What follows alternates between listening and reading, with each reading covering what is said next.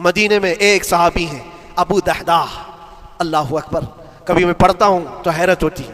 ابو دحداح مدینے کے اس صحابی کا نام ہے جن کا باغیچہ پورے مدینے میں سب سے مشہور ہے، ان کی کھجوریں سب سے مہنگی کھجوریں، اوالیہ مدینہ آج بھی مشہور ہے جہاں کی اجوا کھجوریں بہت پسند کی جاتی ہیں۔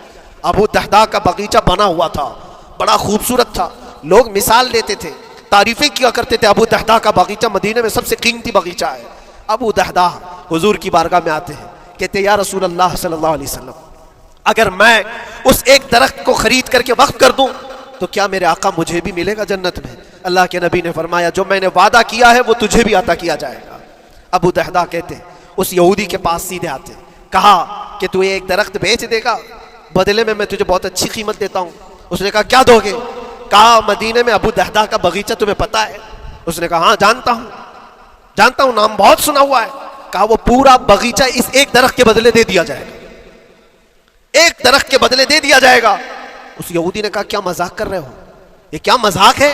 میرے آنگن میں اگے ہوئے ایک درخت کی وجہ سے ابو دحداح کا اتنا قیمتی باغیچہ دے دیا جائے گا، یہ کیسے پاسبل ہے؟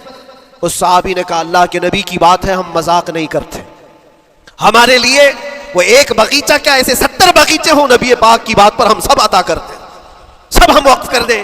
اس یہودی نے کہا کہ ان کی تو مت ماری گئی ہے مسلمانوں کی، یہ دیکھو اپنے نبی کی بات پر اتنا قیمتی باغیچہ مجھے دینے کو تیار ہے۔ اور پھر اس نے سوچا سودا بھی تو اچھا ہی ہے، باغیچہ تو ملے گا ہی، لیکن جو میں درخت بیچ رہا ہوں یہ جائے گا کہاں؟ یہ بھی تو میرے آنگن میں ہی رہنے والا ہے۔ درخت اگر کوئی خرید لیا تو ایسا تو نہیں ہے کہ یہ درخت وہاں جائے گا، یہ تو میرے آنگن میں ہی ہے۔ سودا کر لیا۔ کہا بات اگر سچی ہے تو میں یہ درخت اپنے پڑوسی کو جو تمہارا دوست ہے مسلمان اس کو دے رہا ہوں، بدلے میں مجھے ایک باغیچہ دے دو۔ ابو دحداح نے اسی وقت لکھ کر کے دے دی، یہ باغیچہ تیرے نام کا ہے۔ سوچو میرے عزیزوں، جس کو سینچا ہو محنتوں سے، جس باغیچے کو سجایا ہو، وہ راستے میں کھڑے ہو کر کے اس کا سودا کر رہے ہیں، کس بات پر؟ حضور پاک کی بات تھی، رسول اللہ کا فرمان تھا۔ آئے ان کی بیوی ان کے بچے، باغیچے میں ہی گھر بنا ہوا تھا، نہایت ٹھنڈا گھر ہوا کرتا تھا، وہ لوگ سکون کے لیے وہاں بیٹھتے تھے۔ ابو دحداح اپنے باغیچے کے دروازے پر آئے، پھاٹک پر، اندر نہیں آتے، باہر کھڑے ہو کر کے اپنی بیوی کو پکارتے۔ ام دحداح پوچھتی ہے، وہ آواز آتی ہے کیا ہوا اندر کیوں نہیں آتے؟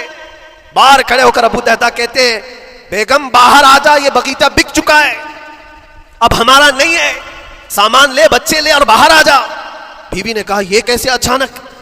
نہ کچھ کہا نہ کچھ بتایا، لیکن وہ